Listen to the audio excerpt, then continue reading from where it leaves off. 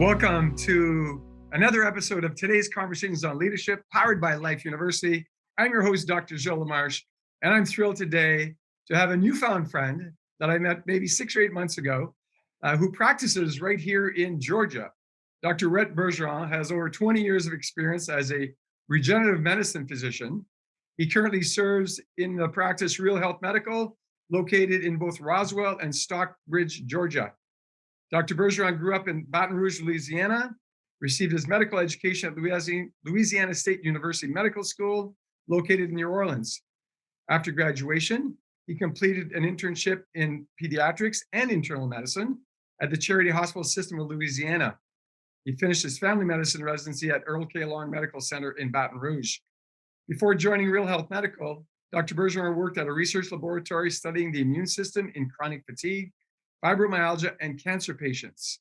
He quickly developed a particular interest in complementary and alternative medicine that he has carried with him throughout his medical career.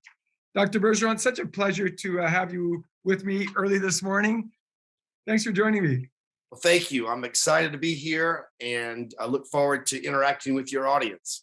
I'll tell you, I think the big question that I have for you, because you hit the ground running as a young physician, and you got into regenerative medicine before most people even heard about it. You got into functional medicine before most people even heard that term.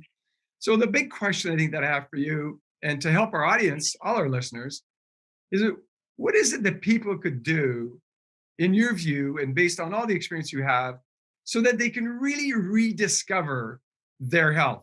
With everything that's gone on, especially during the last 2 years, people, I think, are more intentional. They really want to know, what's it going to take for me to be healthy and stay away from, major interventions over time?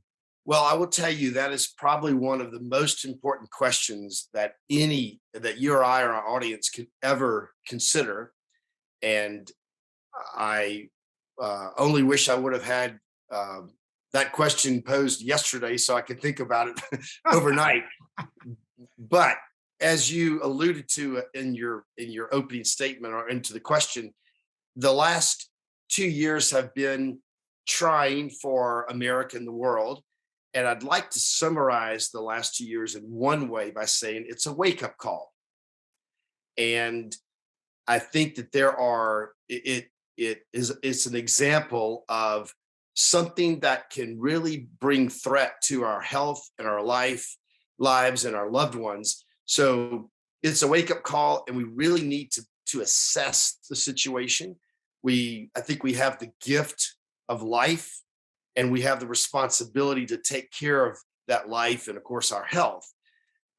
So I think it starts with, let's understand the basics of how our bodies work and what is health and how do we maintain that. So first, it starts by studying, gathering information and knowledge and gaining wisdom.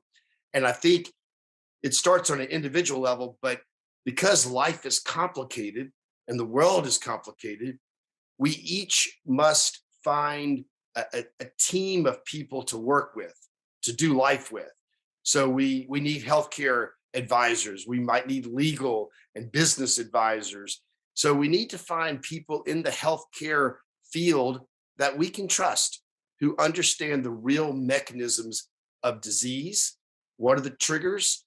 How do we reverse that? And what is health and how do you maintain it? So first, it's individual responsibility to learn, to read, to study, to maybe attend lectures.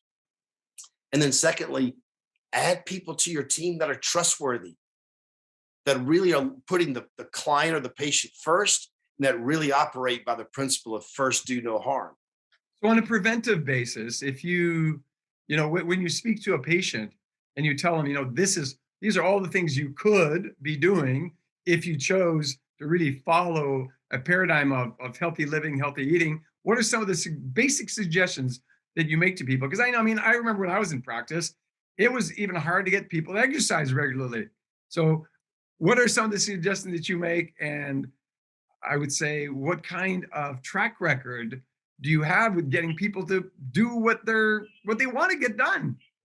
One of the amazing blessings of the practice that I've been a part of is that we've had very motivated clients or patients who were serious about taking responsibility and taking action. So we've been fortunate to have a highly motivated group of patients or clients, and our work of educating and motivating them has not been too difficult because they've been very ready to receive. But to the first part of your question, I think the very basic parts of prevention and wellness are what you put in your body, and that would be water, clean water first, and whole living foods. Each of us should try to attempt to lower and lower the amount of processed foods that we're putting into our bodies. Secondly, I think adequate restful sleep would be so important because we spend a third of our day and our life sleeping and hopefully regenerating our bodies overnight. And then thirdly, I would say on a physical level, we should move. We must do a little bit of exercise on a regular basis. And that's going to be different for different people, depending on what stage of life they're in and their demands of life. But we need to carve out and be intentional and make it a part of our resolutions and our health plan, our personal health plan, that we've got to move. So those are the three basic things that I would start with. And I'll tell you, and they are very basic. And if we were to do a survey of Americans, let's say just here in Georgia, the percentage of people that actually do that on a regular basis are quite few, aren't they? My guess it would be to address all three of those intentionally and consistently, it would be certainly less than 50% of Americans. Yeah, and so we look at the health of Americans, and in a lot of the ratings I've done, you look at America. About 5% of the world population are Americans, yet Americans consume more than 50% of drugs prescribed worldwide. Is one of the stats that I read, and the first time I read that, I was like, oh my gosh! And yet, when we look at our rating on the list of the healthiest countries, America ranks somewhere between 37th and 43. So what could we do? I mean, for people, certainly people listening in, and a lot of leaders actually listen in because the whole goal of this is, today's conversations on leadership.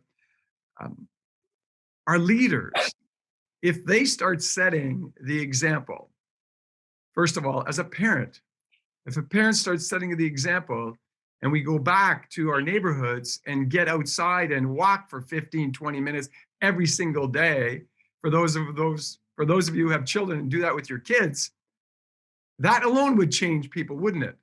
It would. Our examples are very powerful. Sometimes they're quiet, but they're powerful. I also think that something, and remember this, you and I've seen this in our medical careers, our health careers, that the move to functional medicine is very much being driven by the public as they demand alternatives to drugs and medical interventions. There's certainly men and women in the healthcare field who are leading this, but I also believe that the public are driving much of this because they are demanding options. They're taking responsibility. A good example is during the last 2 years of COVID, we saw a major paradigm shift. And most people wonder what I'm referring to. And it was that this was the first time in the history of modern medicine and healthcare that so many people said, what can I do to take matters into my own hands? And the two basic things they did was they went and bought zinc and vitamin D. And we had supplement manufacturers and health food store owners say they could not keep zinc on the shelf, and they had sold more in the year of 2020 than they had sold the previous 20 years combined. And we had one of the encouraging things about modern medicine in the last 2 years is we even had much of the medical profession saying, take zinc and take vitamin D. Previously in the last 50 years, I don't remember any mainstream physician or hospital protocol ever saying take zinc and vitamin D. So I call this as a paradigm shift. It may be one of the blessings of the difficulties of the trials of the last 2 years. And I like that idea of a paradigm shift because I believe that you're absolutely correct. And I'm wondering what we can do to continue to shift that paradigm because people have taken out of fear, many of them, right? Out of fear, they took greater responsibility. What could we do to keep them seeing the advantage and the importance of being responsible, but remove the fear and just say, if we are responsible, you get to experience this. Well, How powerful could that be? I'll give our audience two very simple suggestions that they can do to take action proactively. One is to take advantage of our national database for health and medicine and science called PubMed.gov. Anyone in the world can go to that URL, type in their symptom or their medical diagnosis, and look at the basic science that's being done all over the world. We don't want to just look at American publications and American research in medicine because it's often tied to, the pharmaceutical industry. Not that that's all wrong, but we need to look at what the whole world's doing. For example, recently in the last year, I looked at what the whole world was looking at in terms of this COVID virus. Well, there are studies all over the world studying vitamin D and zinc, as well as other nutrients. They're not all just focused on certain pharmaceutical drugs. So it's important to sometimes see what the rest of the world is doing because it may be something we could learn from. The second thing I would suggest is something as simple as going to an online video format, such as YouTube. Doesn't have to be them exclusively, but go in and search for presentations, lectures by physicians all over the world, particularly in integrative and functional medicine, on their condition, and start to learn what is a different way of looking at their condition, because there are really wonderful lectures and sometimes they're short 5 to 10 minute presentations, and sometimes they're 1 hour presentations that were part of a integrative functional medicine seminar or conference. So certainly a well-educated public, a well-educated consumer typically will get better results based on what they're searching for, don't they? Yes, and that's the type of person that usually comes into a functional medicine practice. Their eyes are open, they have started to research their condition and the treatment options. And so when they have a discussion with a practitioner who has some experience, it's a very easy dialogue. We get to a decision, a treatment plan much faster, and things just go well. So yeah, we knew we were going to stay on just for about 15 minutes today. So closing comments for the audience. I mean, I know you've given a few very, very simple action steps. And if people take those action steps, they are going to see results and a shift in their health paradigm.